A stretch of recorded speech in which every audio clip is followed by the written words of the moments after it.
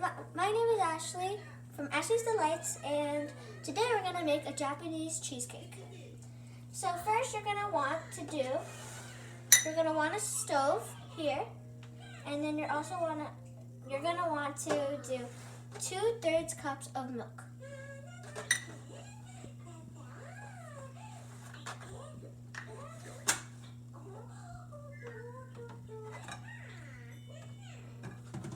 One, two.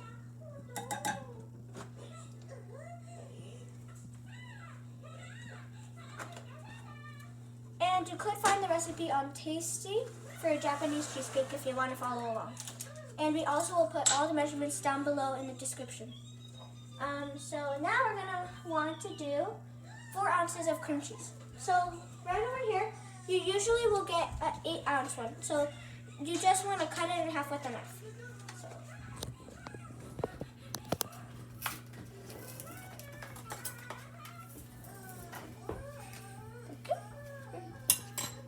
And that is my mother behind the camera.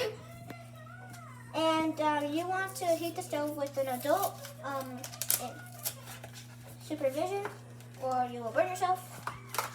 And that's not fun. So you want to just do 4 ounces. Here we go.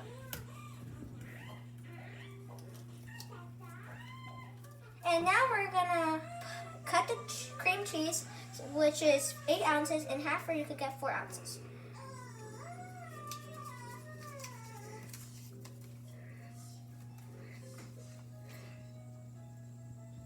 It's a little sticky. Okay, there we go. And you also want to put the stove into a low heat. And next, you're gonna want to have some butter. So you're going to want to have some butter on hand.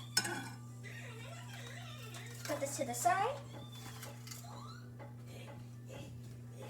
Now we're going to want 7 tablespoons of butter.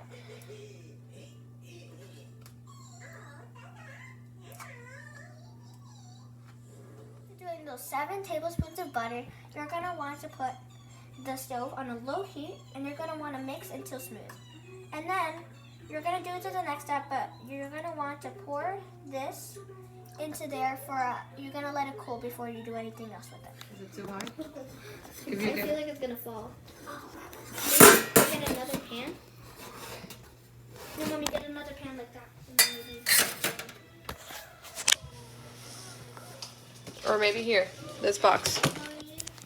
Okay, my mom is over there smoothing it out, and now I'm going to show you how we're going to do the eggs. So you're going to want to do 13 eggs in total, and you're going to want to have 13 egg whites and 8 egg yolks. So let's get this egg over here. So first you're going to probably want to separate the egg whites.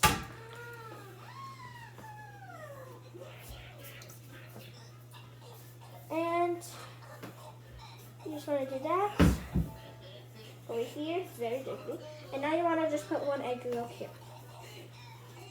And you're going to want a bath to put here, where you can put all the eggshells there.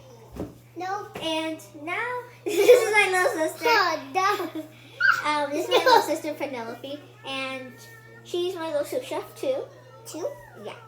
And then you're going to want to do 12 more eggs. 12. What? One. Yeah. Take now piece the shell now. Take. Yeah. Okay. And you're gonna want to do 12 more eggs. Egg. Chocolate. Yeah. We're totally making chocolate. Okay. And now you're gonna want to do 12 more eggs. I did egg. Okay. Now I did the 8 egg yolks here and the 13 egg whites, a lot of eggs. Now you're going to want to scramble the egg yolks until all mixed together, and like you're making scrambled eggs, you just want to really get in there until they're all smooth and everything. And we already have the smooth cream cheese, butter, and milk all the way, and we're just letting it cool, and you want to let it cool too. And then you're going to want to use a stand mixer or a hand mixer to fluff these up until real fluffy. And we have a stand mixer over there, so we're gonna use that. If you have a stand mixer, you could do it's just gonna have a lot of arm muscle to it. And we'll see you back when we have the things fluffy. Bye. And now we're back here while we had the egg whites nice and fluffy.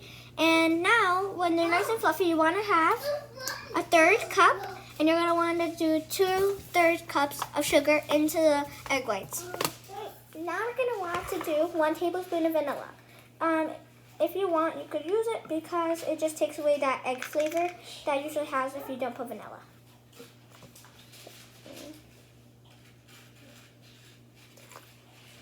I think that's good. And that's really it. That's how much vanilla you want to put. And our egg whites are nice and fluffy, so keep watching for you can see the next step. Hello. We have our vanilla and our egg yolks nice and scrambled. And now we're going to do 1/2 cup of flour, and you're going to do 1/2 cup of cornstarch. And you want to do it in a shifter. I already put my flour for you guys don't have to wait a long time. And let's do cornstarch. You usually will get it in a bag, or sometimes you guys will get it in a box or something like that.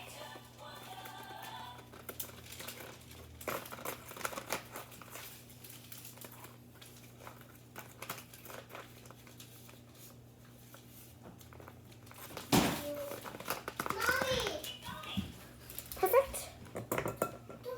Good. That's 1/2 cup.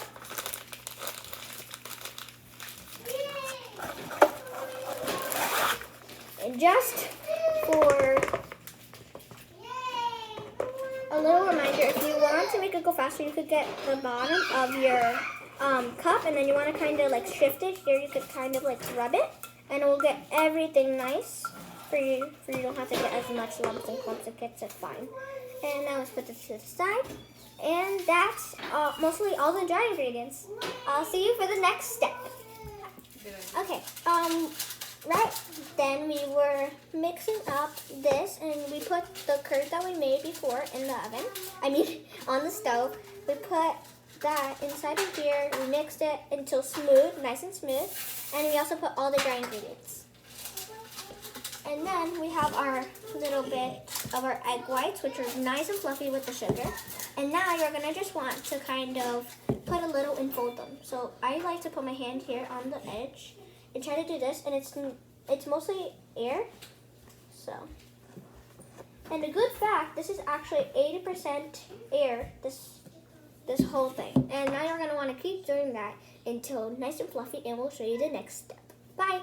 And now this is what the batter is supposed to look like, nice and fluffy. And you do not want to mix it, you want to fold it. Just like if you were making like cookies and everything like that.